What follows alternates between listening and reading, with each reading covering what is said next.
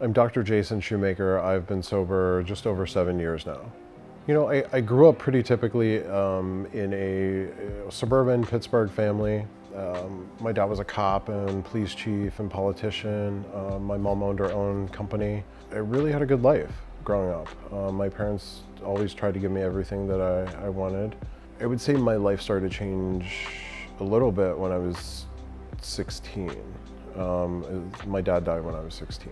I sort of got this feeling that life was short and fleeting, and I was going to live it to the fullest. I really did whatever I wanted. Always tried to keep this appearance that I was the good boy and doing everything that, you know, everyone expected and all this stuff. But I had these dreams about living these outrageous lives. I watched, you know, growing up, great 80s movies and things, and, you know, one of the movies that always made an impression on me was Cocktail with Tom Cruise.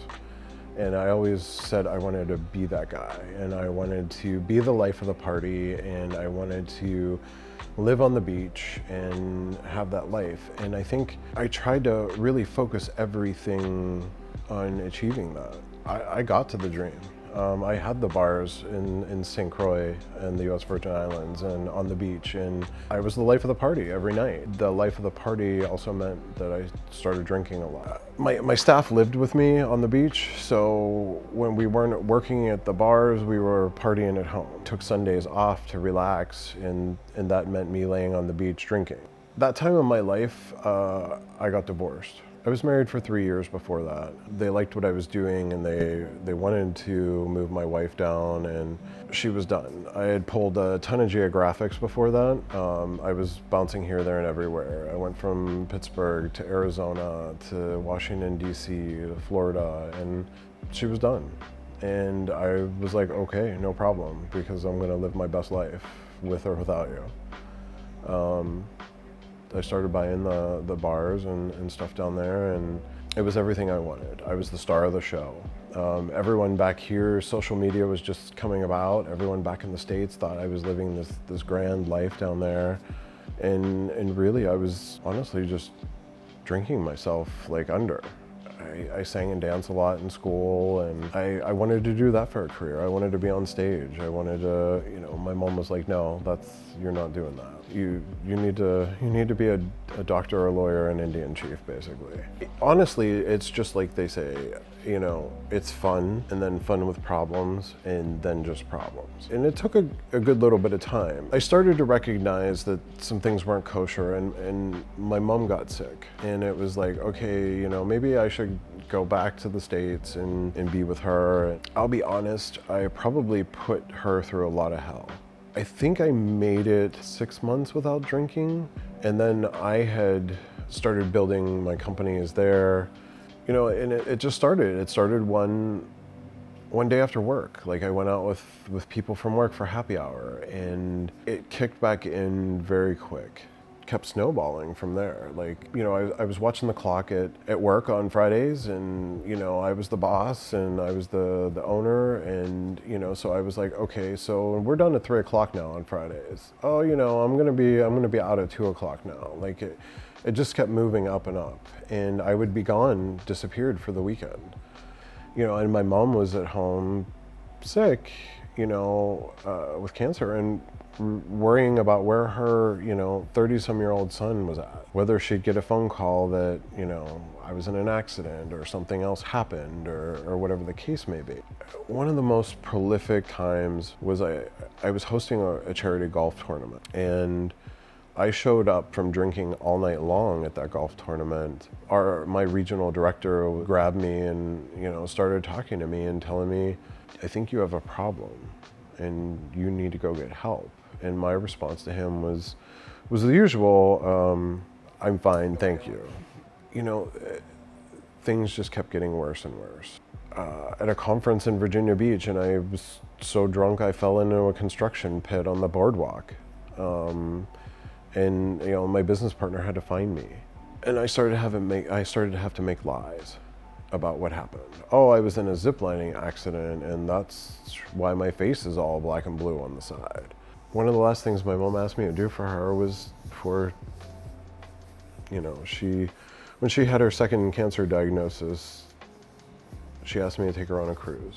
I took her and my stepdad on a cruise, and I was literally drunk from the moment we stepped foot on that boat until I had to drive back to Pittsburgh. And you know, I'm trying to give my mother like good final memories, and this is how I'm like acting. It became rough.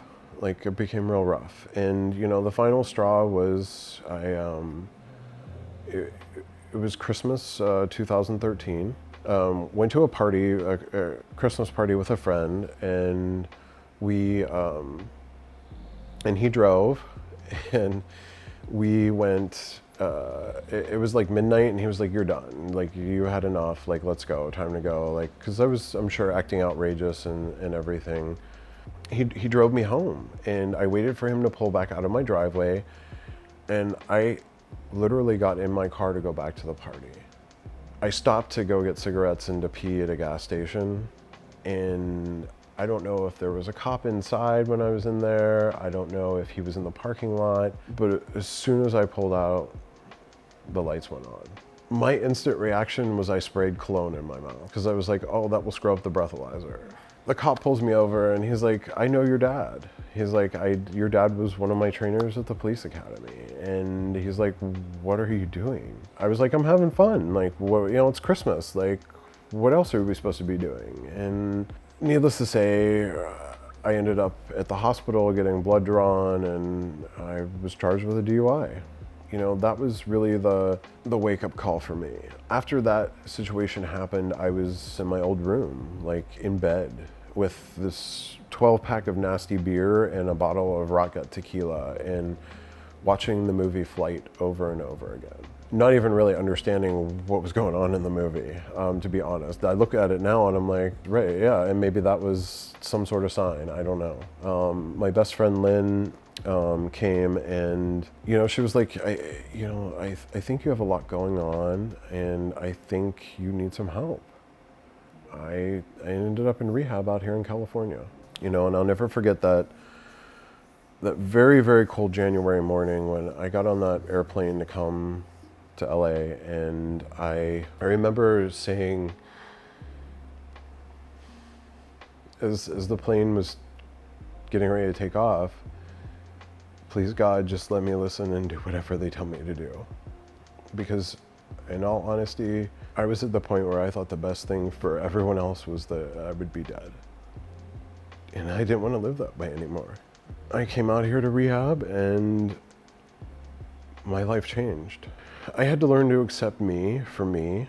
You know, the love and compassion that I received is what really drew me into getting my doctorate and doing the work that I do now. I work every day with people that are feeling the same way that I've felt and that are going through the same things. That honestly, the thing that I'm most proud of is that I haven't touched a drink in 7 years.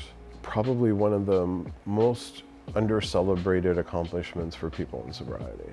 The more sober we get, the more our lives grow and the more blessings that we receive.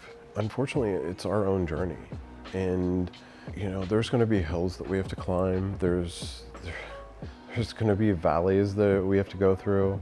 Those are your hills and your valleys, and those are your streams to cross. And you know, you can try as hard as you want. But you may get wet. Can't avoid it. Yeah. Well, thank you, Jason. Oh, one more thing. Sure.